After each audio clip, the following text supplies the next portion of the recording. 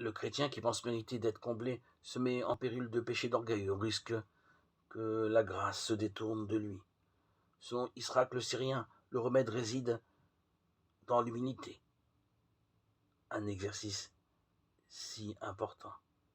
Quand nous voguons à la suite du Christ, nous croire à l'abri des tempêtes est une leurre, prévient Israq le Syrien.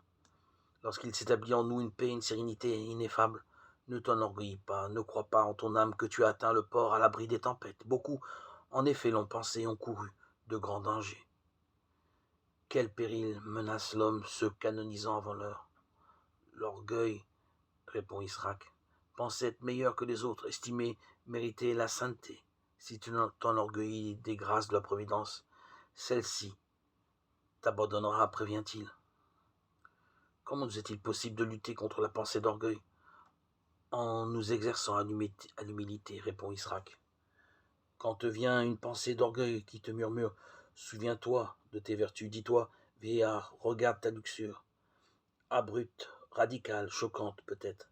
Cette procédure ne cherche pas à nous mettre le nez dans notre péché, mais à nous mener à la juste attitude devant Dieu. Dès qu'une suggestion d'humilité se met en mouvement, sans tarder, la grâce s'approche, porteuse de 1000 secours. Vers 400 avant la naissance de Jésus-Christ, le philosophe Socrate affirmait déjà « Connais-toi toi-même », une maxime transposée par Israq aux réalités de la foi. Celui qui se connaît est plus grand que celui qui connaît les anges, et par les de ces fragilités que nous découvrons en nous modifie notre rapport aux autres. Quand on raconte ses prouesses et ses succès, on est admiré, constater un certain Jean Vanier. En revanche, quand on partage ses limites, ses fragilités, ses torts et ses difficultés, on suscite la compassion. L'humilité attire et crée la communion.